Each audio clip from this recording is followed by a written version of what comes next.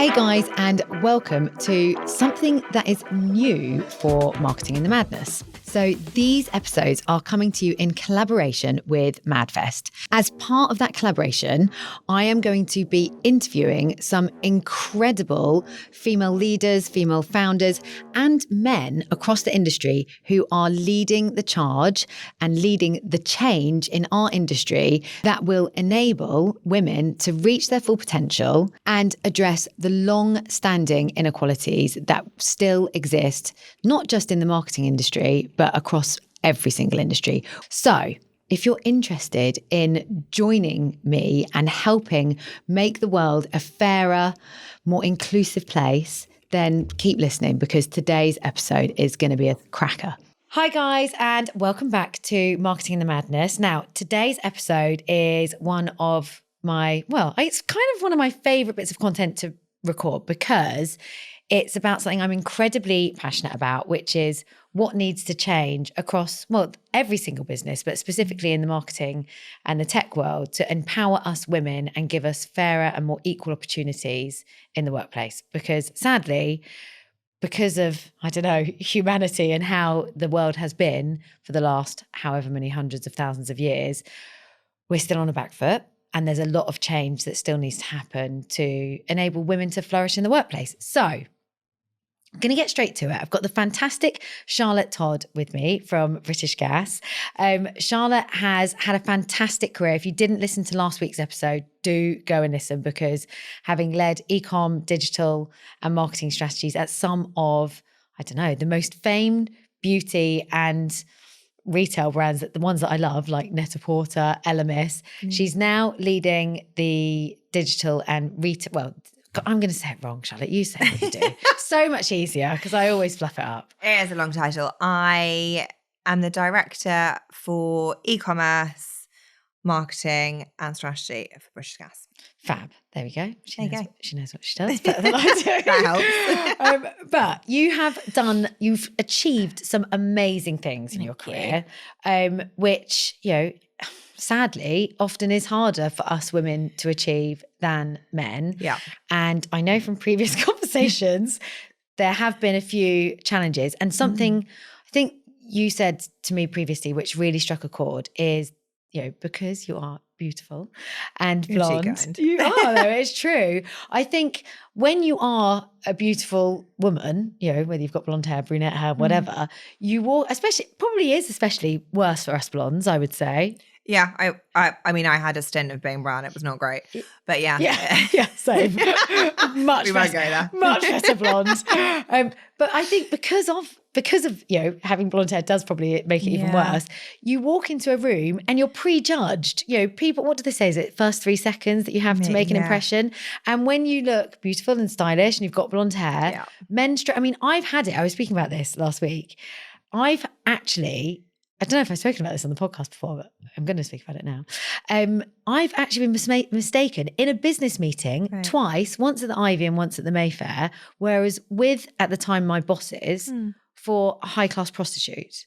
Oh, wow. Yeah, like someone came over to me and basically offered me money and was asking me if I was Eastern European. Like, outrageous. When I'm sat waiting in a business meeting, like used to work for drinks brands. And so I would frequent, lovely bars and stuff in London where I guess maybe high-class prostitutes. Yeah. And it makes me sick. And that just put me on the bloody back foot when I'm in a meeting because I'm then going into a meeting you're thinking. Then really subconscious, right? Just think, and then I think you have, I don't know whether it's a woman thing or whether it is being a blonde thing, but then you're constantly thinking, oh my God, what are they thinking? I've now really got to up my game to make sure that I don't say anything that makes me look a certain way, sound a certain way. Yeah. So you have to try, and men will never understand that. I don't think, rarely if I've been with a man and he's been accused of being a gigolo. Like, it's just not going to happen quite as often. But like, it does. That's one example. I know you've had similar, where you're starting, like exactly like you say, you're thinking, oh my gosh, I need to show up extra. And that was with my boss. So I'm thinking, oh my God, does my boss think I look like really slutty or something? And this isn't me. I mean, I have got quite a short skirt on today, but I have a short skirt story too. But why can't I wear a bloody short skirt if I want to? And you absolutely should, right? Yeah. There is no reason why you shouldn't. I had a similar situation, and I wasn't that fresh out of uni. And I worked for a fairly large IT firm, and I had a skirt on and a white shirt and a jumper. And my boss at the time said to me, you can't wear that. You can't wear that. You're like a naughty schoolgirl. I mean, I pretty much was a schoolgirl. I think I was like 21, 22. Yeah. And I thought nothing of it. And upon reflection over the years, like, when is that ever okay? But you've remembered it. Yeah. But so it must have struck something. It must have struck something. I felt uncomfortable. And it made me feel really self-conscious. Yeah. Like, well, because I have a skirt, because my outfit of choice today makes you feel a certain way. But wouldn't it be amazing if, and this is what I really want from this podcast, is if you're listening and you're 21 or 22 or wear that skirt. 19, wear that skirt. But also what I wish I'd done, and I think the world today is getting a lot better, is when those kind of things happen to me, like I've had men put their hands on my knees in meetings, so I wish I'd said to them, fuck off. Yeah. 100%. What are you and call them out? Whereas I'd be sat in a meeting with someone touching my leg under the table, and you're too afraid. I'd be too afraid to say anything. Yeah, what you're doing. I completely agree. I almost feel, and I don't know whether it's because I'm a boy mum. My little one's only 3, and I don't know whether it's because I'm a working mum who often will sit in a boardroom, primarily with men because I'm in the gas industry. I feel a level of responsibility to tell my son all of these things. Yeah. To ensure that he doesn't grow up thinking it's ever okay to comment on any way that a woman looks or to touch her, even if it is in a friendly, oh, are you okay? Or like, let me help you pick up your pen. No, I just don't know it. There is an element of the education piece that needs to happen now in younger generations. Yeah, and I think obviously like. But you're doing exactly the right thing, right? We need male allies. We need, the younger generations to be brought up differently to how we were brought up because, I mean, I was very lucky. I had a very strong grandmother who had a fantastic career and, was probably quite pioneering for her time. Sure. But lots of people would have watched very different, as a child, you would have seen a very different, a grandfather that worked, a grandmother that didn't work. So times are changing. Our children are seeing very different dynamics at home. The opportunity for change, I believe, is now. I completely agree. There is definitely still a stigma. I assume you find the same thing with working mums. Yes. I definitely still get you've gone back to work full time. I mean, I went back after 6 weeks. I love it. I missed it. Yeah. I was like, I can still parent and do a day a week. And I worked, like I said, for 2 fantastic women who were like, Shah, come back and, do what you need to do and have those adult conversations.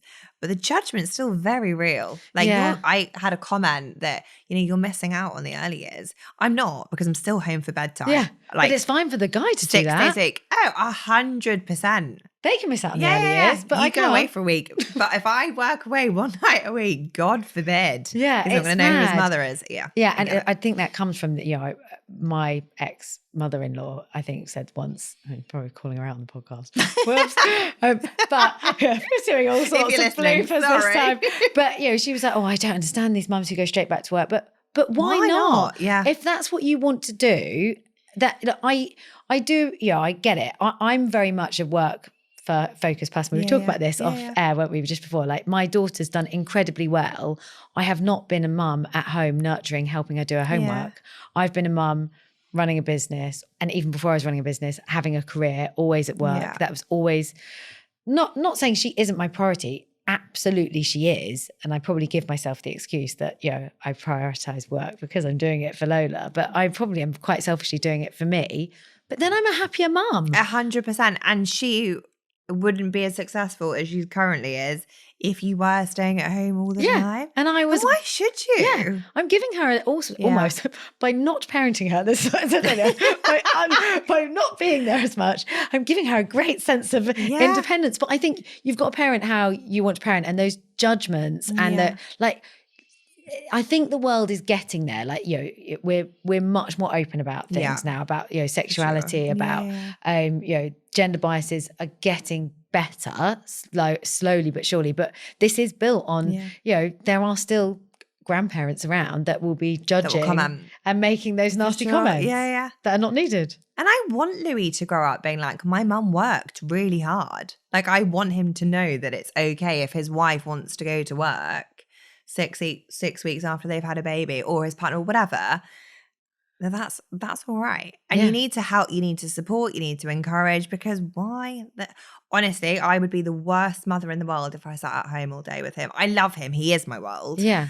But if I sat at home all day, my God, I'd be bored shitless. Yeah, same. I couldn't do it. Yeah, but some people can. And that's cool. That's fine. We're all different. Absolutely fine. I think that's the thing. Sure. You've got to let people, it's the same with anything and everything, isn't it? You've got to let people be and, do what they want to do.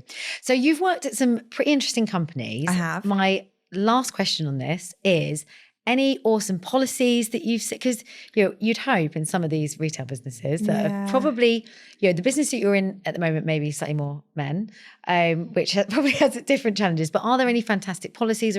And if not, don't worry. So let's say they're not, and let's make some up. Like, have you worked anywhere where there's been some good? Because I do think that's something that's got to change. There's some, I've heard of. Never actually met anyone who's worked at any of the places, but some, I know that, for instance, Google has some great, you can bring your kids in. They have a crash, and it's probably just because they want to trap them in Google and they want them to work all the time. But I never want to bring my kids to work. I drop them at nursery and I pick him up later. Yeah, that's fine. But there are some things out there that are being done that, the assumption is that it's been done for good and that is trying to make their kind of work-life balance a little bit better. Yeah. British Gas, in fairness, are great for it. Brilliant. Considering the amount of women or female businesses I've been in, Net-a-Porter, Misguided, etc., British Gas is by far the best in terms of maternity pay, as far as I'm aware. I'm definitely not going for a second. But in terms of the ability to work from home, like the inclusivity, the amount they did on International Women's Day, like the women who are in the business are absolute powerhouses. They are really good at making everyone feel included. So from that sense, yes, everywhere else. And I don't know whether it is just because you're in a female-led business or predominantly female. Things like maternity pay are shocking. Yeah. I mean, I never got maternity pay. My husband would always say, it's so frustrating because you've worked all of these years. Nobody wants to employ a pregnant woman. Yeah. Or you go in knowing, I'm never going to get this interview because I need to be honest and say, listen, I'm pregnant, I'm 6 months pregnant or whatever. And the women that I worked for, I was really honest and was like, look, I'm pregnant. And they were like, absolutely fine, get on board. Insane. But I was contracting at the time. So, and my husband would be like, it's so frustrating. I've watched you really, really graft. And you're not even supported from a maternity pay perspective. So yeah, it still happens. It's awful. It's shit how it makes you feel. And someone that's done so well, it's just fair. It's not fair how it made you feel. I want to give you like a little hug. Consider yourself hugged. But it's just so it's such a load of crap. I've had similar happen to me and was also made redundant. But I mean, whilst I was on maternity leave, I was terrified when I was telling them that I was pregnant. And I did actually end up going legal on them and getting a bit of money. Nothing exciting. I think like 2 or 3 months pay.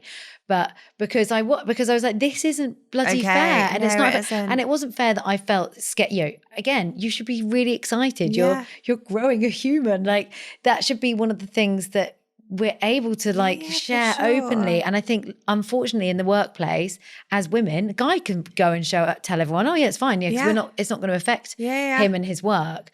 But as women, we can't. So I do think, the policies that we have within business have to change. Yeah, it's life priorities, right? Like I say the same to my team. I'm like, you're here 5 days a week, so you might as well be happy.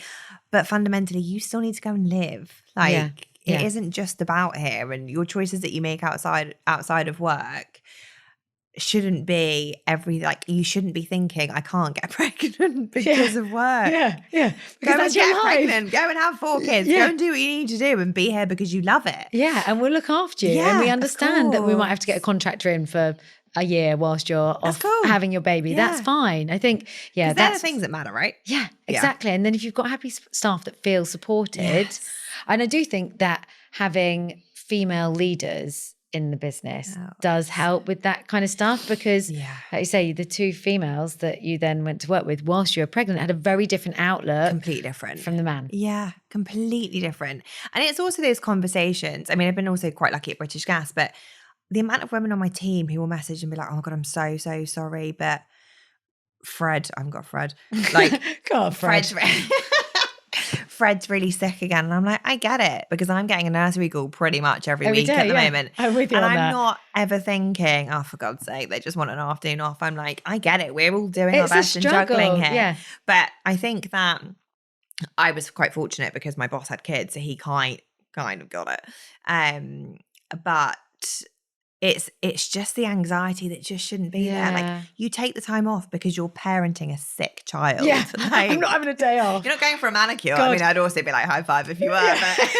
But Honestly, I've had so many similar things. Like I had to take my daughter once because school refused to let her in, and we had a big pitch on when I worked at a digital agency, and she had knits, and because she'd had knits for under 24 hours, even though I treated her and she was fine. So my boss was like, don't, like, if you you can work from home or just bring her in and we'll get one of the apprentices to look after Lola so you can do the pitch. I was like, awesome. In she comes. With the knits. Yeah, exactly. I give all the whole office knits. It's fine. They changed the policy after that. Oh my God. Come in, but don't bring any knitted children. No, she was fine.